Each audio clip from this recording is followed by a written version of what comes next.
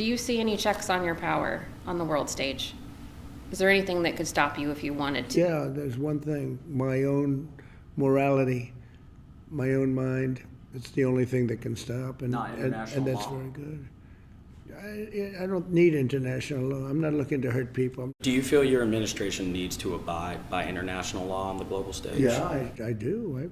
I do. But it depends what your definition of international law is. You mean in Greenland? In Greenland, that's because you needed them start at the time. In the 1951 agreement, though, it says the United States can reopen these bases anytime you want. You can send as many troops as you want, and you haven't done it. How come? Because I want to do it properly. And properly means own it? Really, it is. To me, it's ownership. Ownership is very important. Why is ownership important here? Because that's what I feel is psychologically needed for success. I think that ownership gives you a thing that you can't do, whether you're talking about a lease or a treaty. Ownership gives you things and elements that you can't get from just signing a document that you can have a base. How much money are you thinking of giving people in Greenland to get them on board with a possible U.S. I'm not talking about money for Greenland yet. I might talk about that.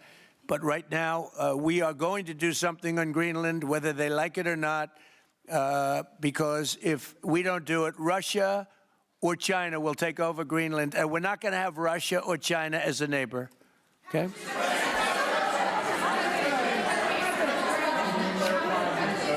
I would like to make a deal, the easy way, but if we don't do it the easy way, we're going to do it the hard way. And by the way, I'm a fan of Denmark too. I have to tell you, and they've been very nice to me. I'm a big fan, but the fact that they had a boat land there 500 years ago doesn't mean that they own the land. I'm sure we had lots of boats go there also. But we need that because if you take a look outside of Greenland right now, there are Russian destroyers, there are Chinese destroyers and bigger. There are Russian submarines all over the place. We're not going to have Russia or China occupy Greenland, and that's what they're going to do if we don't. So we're going to be doing something with Greenland, either the nice way or the more difficult way. Please, go ahead, ma'am. Mr. President, why is it so important to you to own it when you have a military presence there, which you could expand to affect the security? Because when we own it, we defend it. You don't defend leases the same way. You have to own it. And, with a nation, look at what happened with Obama, with that horrible deal they made with Iran. It was a short-term deal. It was like a 9-year deal. Countries can't make 9-year deals or even 100-year deals. Countries have to have ownership. And you defend ownership, you don't defend leases. And we'll have to defend Greenland. If we don't do it, China or Russia will. It's not going to happen. We are not going to have, and I like China, I like Russia, I love the people of China, I love the people of Russia. I get along very well with President Putin, but I'm very disappointed in him. I get along very well with President Xi. I'm going to go over to China in April, but I don't want them as a neighbor in Greenland. Not going to happen. And by the way, and NATO's got to understand that. I'm all for NATO. I saved NATO. If it weren't for me, you wouldn't have a NATO right now. But we're not going to allow Russia or China to occupy Greenland, and that's what's going to happen if we don't. NATO is now preparing to fight a war with the United States if Trump decides to invade Greenland. Behind closed doors, European leaders are holding secret meetings, discussing how to respond if the situation escalates. Reports say Germany and France have offered to send troops to Greenland, increasing the military presence from about 2,000 Danish soldiers to more than 20,000 NATO troops. France has also reportedly offered to deploy nuclear submarines near the island as a warning signal. On the ground, Danish forces in Greenland are said to be on high alert. They have reportedly been instructed to stop any unauthorized landings, even if those forces come from the United States. Denmark's prime minister has warned that this crisis could mark a breaking point for NATO. At the same time, Trump is reportedly pushing another strategy. Instead of military action, he is trying to buy Greenland, holding talks with Greenland's leadership. However, Denmark has repeatedly rejected any proposal to sell the island. Meanwhile, German and French troops have begun cold weather training, preparing for a defensive position if tensions rise further. This situation could reshape global alliances. Do you think this could lead to the end of NATO as we know it? Share your thoughts in the comments and follow for more. Matthew 16:1. The Pharisees also with the Sadducees came and tempted and desired him, that he would show them a sign of heaven. He answered and said to them, when it is evening, ye say it will be fair weather, for the sky is red. And in the morning, it will be foul weather day to day. For the sky is red and lowering. O ye hypocrites, ye can discern the face of the sky, but ye cannot discern the signs of the times. Right, first and foremost, I begin by giving all praises to Yahweh, Bahashem, Yahweh Shai, Bahashem, Rakakodash. Double honors to the apostles and the elders of Great Millstone, and shalom to all for elect. So I wanted to read that verse before I started my little drive, right? So, you know, you saw the first few clips, right, dealing with Trump, right? And, you know, basically just all the things going on in the world, you know. This lesson was really inspired by, again, the videos that I saw. Also, I was watching the elder Matzah out of G-Man, South Carolina, right? I was watching his video, and, you know, he was going into, you know, geopolitical things, you know, basically everything that's going on around the world, right? You know, and again, if you're on your watchtower, right, discerning the times as we should, as we're supposed to be doing, right? So you will see, you know, Trump, World War III is about it's underway, right? It's in play. World War III is going to be here at any time, you know. You know, because again, like you got just think of all the things that really just happened in 2025 or 2026, right? So we're only what 10, 11 days in, right? So you got Trump taking over Venezuela, right? Trump is trying to basically exploit, you know, the rest of the nations, right? When dealing with, you know, China specifically, right? How Venezuela, they sell, you know, their oils to different countries at discounted prices for various reasons, right? And now Trump taking over that said, you know, no, we're not going to sell it at those discounted prices. You know, we're going to sell it at our price, right? They want to sell it how they think it should be sold, right? So, you know, it's basically situations like that, right? You got Trump angering, you know, the rest of the nations, right? And it's only a certain amount of time until, you know, you got your Chinas, your Russias, you know, your powers, right?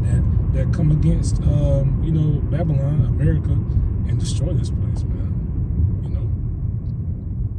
So another one you saw, you know, Trump striking Syria, right? Which, you know, of course, that's dealing with ISIS, so-called terrorist group, right? But still, these are all, you know, about those wars and rumors of wars, right? You got Trump saying what? If Iran, you know, kills any of the protesters over there, then what? They're gonna shoot back, right? So, and you know, even the elder was saying, you know, Iran, I mean, they're not really much of anything, but it's only going to be a matter of time, you know, before Russia backs them, you know what I'm saying, and nukes this place, right? We all know this is all according to, you know, Yahweh Shem Yahweh Shai, man. This is all according to, you know what I'm saying, his plan, right? What's that? Is it 2 Ezra 4:37? I could be wrong, but roughly paraphrasing it, it says, you know, by measure hath he measured the times, by number hath he numbered the times. He does not move nor stir them until the said measure be fulfilled, man. So this is all laid out, you know. And for those who may be, you know, weary about it, you know, who may say, "Oh, I'm scared about war. I don't want World War III to happen." Well, the scriptures tell you all these things must come to pass, right? It's prophesied that World War III is to come. Right? It's going to be a world war, right? It's prophesied that MOTB has to come, right? It's going to be a cashless society, the CBDC, right? It's prophesied that, you know, persecution, so on and so forth, right? The famine of the word, famines, pestilences, all of these things. All these things are prophesied, so these things must come to pass. They must happen, you know.